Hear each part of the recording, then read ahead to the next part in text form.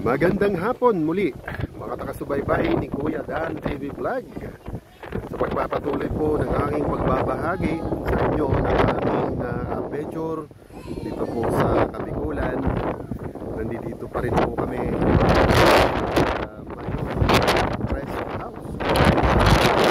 Ito ay napakalakas na hangin na pusan po tayo dito at nararamdaman camera. Okay, sa ngayon po ay nakapuntas ang ating camera kung saan ay yan, palusong yan, pababa. Nasa more or less, nasa 3,000 feet elevation kami mula po rito sa Kinaroro Mayon Rest House. Ayan yung katapat na mga kabundukan, medyo talaga na sama ng panahon na makikita ko.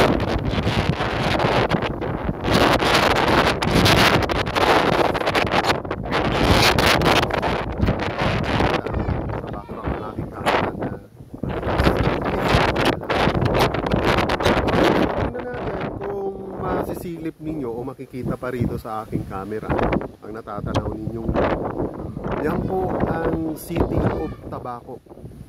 Ayan, City of Tabaco yan. Ang natatanaw po ninyong isla na yon doon sa malayo yun, that is the island of San Miguel. Kaya San Miguel Island po yan ng sa na rin po nataya na pura-pura po na ipunta ron. Then sa kabila is province of Catanduanes. Kaya po hindi po masyadong clear because talagang nasa panahon. Okay, so iikot tayo muli sa bandang side natin. Ayan, ninyo ang slope na kung saan paakyat-uyat po sa 5 meters mula po dun sa unang tag sa may Mayon Planetarium. So kaya yan, kita po na ninyo ang pa-slope na ganun. O, ayan, paakyat po dito.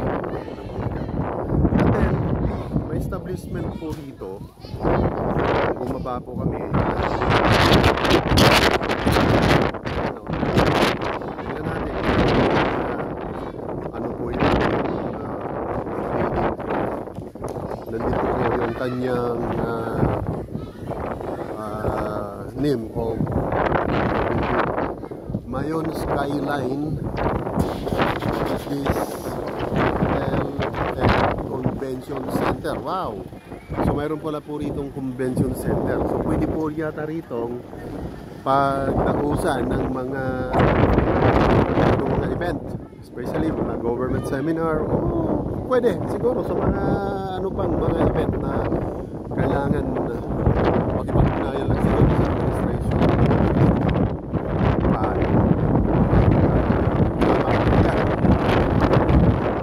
Skyline Hotel and Convention Center. Dito naman sa kabilang ito, parang souvenir and snack. Skyline, yan sa bandang yan. Meron kahinan sa loob. Meron dyan mga courtrooms. Ayan, nasa loob. Pero tingnan natin. Meron tao sa loob. Meron mga nasiwa.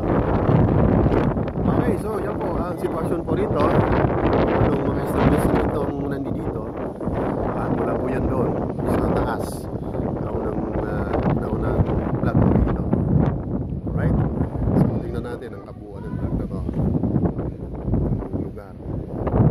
Very relaxing.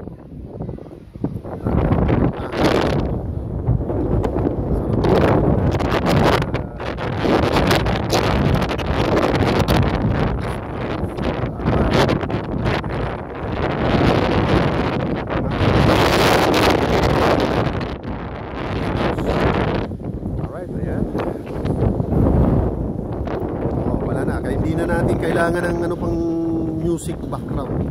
Binibigyan na tayo ng background ng panahon. Napakalakas. Hangin humahampas sa akin. Kaya mamaya makikita po ninyo, binaliktad ko ng aking cap. Talaga to, ililipat to ng malayong malayo. Baka pag inilipad to, doon na yun sa pinakamababa na bahagi nito. Hindi ko na po ito matutunan. Ayan, meron din naman po dito mga business stores. Pwede po ninyong bilhan ng mga pasalubong. Ayan, nandun sa banda ron. Diyan po kami may pumasok. Sa bandang kaliwa yun yan. Yan. Sa kalinga namin. Then, yung bakana naman na yun. Yan, ayan na. Makikita po na ninyo yan. Kalsadang yan. Uwi na. Yan po ang kalsada na yun. Babalik tayo dyan. Babalik na.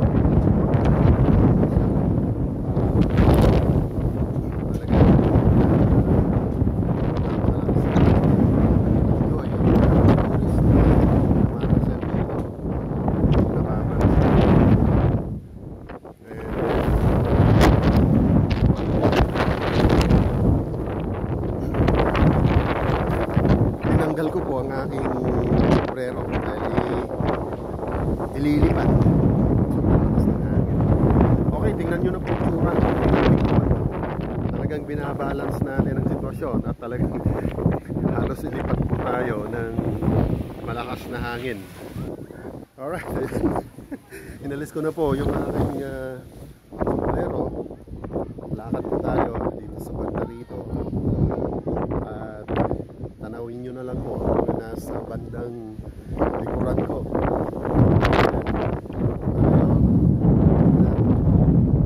360 degrees eco.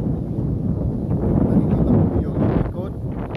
Ayan, nakikita nyo naman paligid. Ayan. Halos dinadala ko ng lakas na hangin. Ayan. Okay, ayan.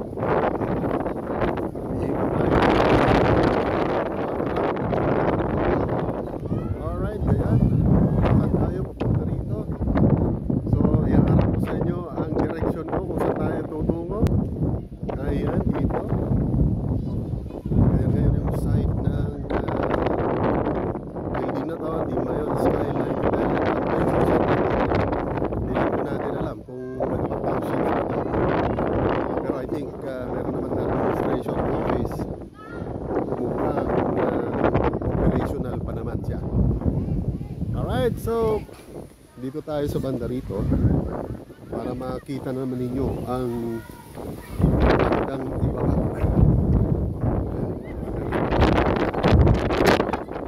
Nasa mataas bahagi ng Mayon.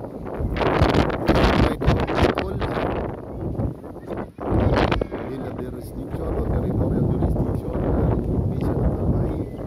Nakasakop dito ay Tabaco City. Tabaco City, yung pinatanaw ko po doon sa inyo malayong yun. Ayun, ang Tabaco City. Coastal town po yan. Coastal city ng Albay, Tabaco City.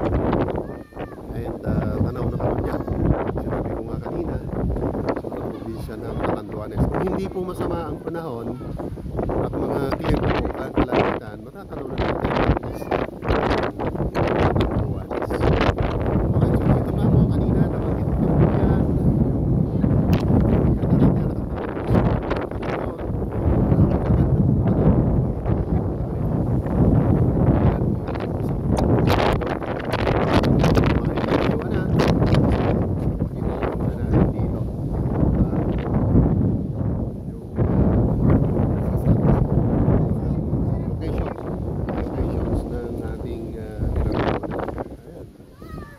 Ayan, ikot at ikot at papaalim na po tayo at naikot ko na po ang balikan.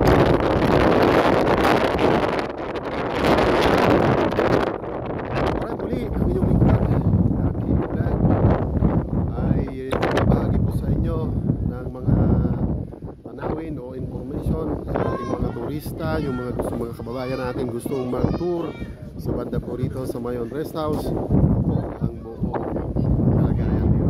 Alright, so again, Lucky Vlog ay nagsasabing yung mga hindi pa po dyan